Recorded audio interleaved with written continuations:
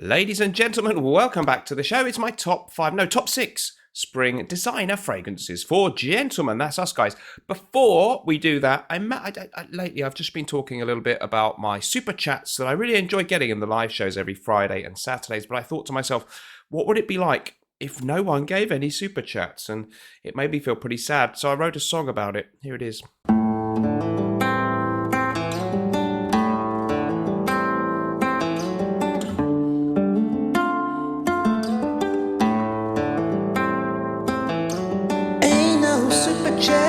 In the heart of the city, ain't no super jets in the heart of town. Ain't no super jets, sure enough there's a pity, 'cause the people who give the super jets ain't around. Every stream I do, you know the sun don't shine. I can't answer no comments until I see a dollar sign.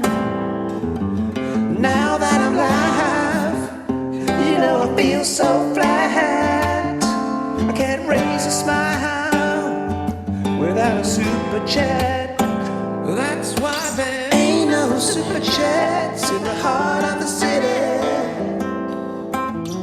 Ain't no super chats in the heart of town. Ain't no super chats, sure enough is a pity, 'cause the people who give the super chats let me down.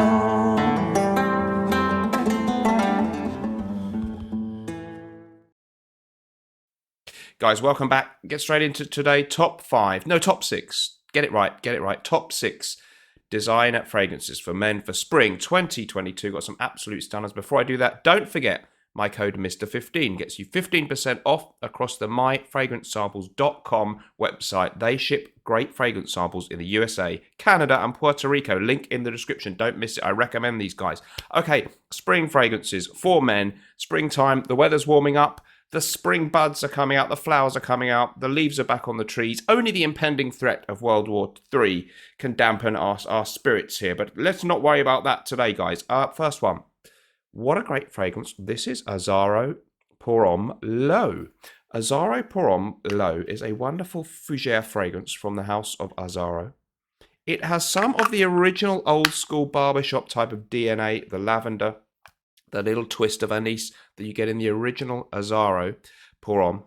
But this has a marked similarity to the now sadly discontinued and hard to find Rive Gauche Pour Homme by Yves Saint Laurent. It's by no means a copy or a clone, but it does definitely take things in that slightly fresher and smoother direction away from the original Azzaro Pour Homme and a very, very refined, powdery, crisp, clean barbershop scent that is just absolutely exquisite, super versatile. But if you like your barbershop stuff, it's kind of like if they made Rive Gauche Pour Homme Sport, actually. It's even a little bit more sporty and a little bit more zesty citrus opening bergamot stuff than Rive Gauche Pour Homme. Very, very pleasant indeed, very soapy, very affable, and a really, really nice, optimistic, just perfect for that in-between kind of quite nice, mild, but no longer cold weather. An optimistic smell for sure. Check out Azzaro Pour Homme L'Eau. It's also rather affordable. If you'd like to see an extra video from me every week, sign up to my Patreon group. It's only $2 a month. There's a link in the description.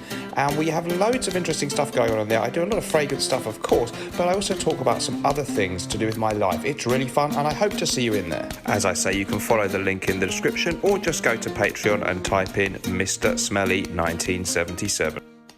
Let's move on. That was something like about 2011, or I don't know when they released it. It's kind of a modern-ish release. Even more modern than that is 2018's Givenchy Gentleman Cologne. Exquisite stuff. Got through quite a bit of my 50ml bottle there.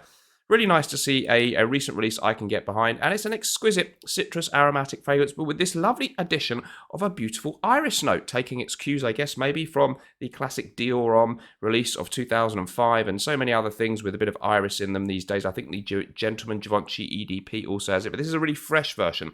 Very crisp, beautiful citrusy bergamot opening. This light floral kind of mid-tone to it. Very kind of effervescent, very kind of appropriate for a crisp white shirt, that kind of vibe, as the bottle sort of suggests. Bit of neroli in there, I think, too.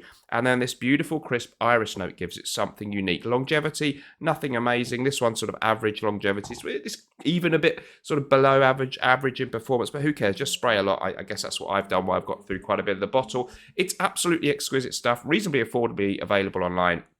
Just a great sort of all-round, everyday, affable, going to the shops, office, casual fragrance that has class going right through it, but very much an up-to-date smell, not a dated one. Going to some of my more dated stuff that I do have such a great affinity for, forgive me guys, another Givenchy fragrance, and it's Mashua De Givenchy. I love Mashua De Givenchy, a fantastic citrus chypre type fragrance. Beautiful again, crisp citrus opening, lovely kind of herbal,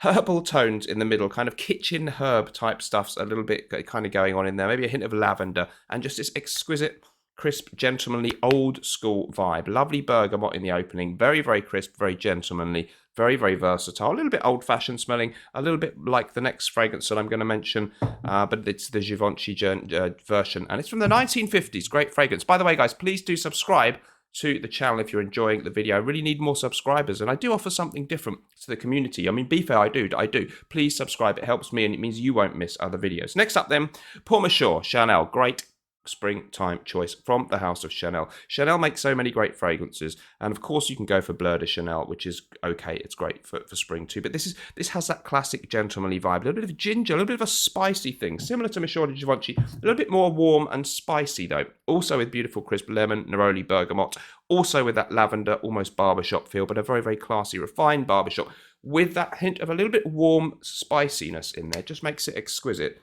and a hint of the classic Chanel jasmine note. A real 10 out of 10 classic gentlemanly fragrance from Chanel. Do not miss that one, guys.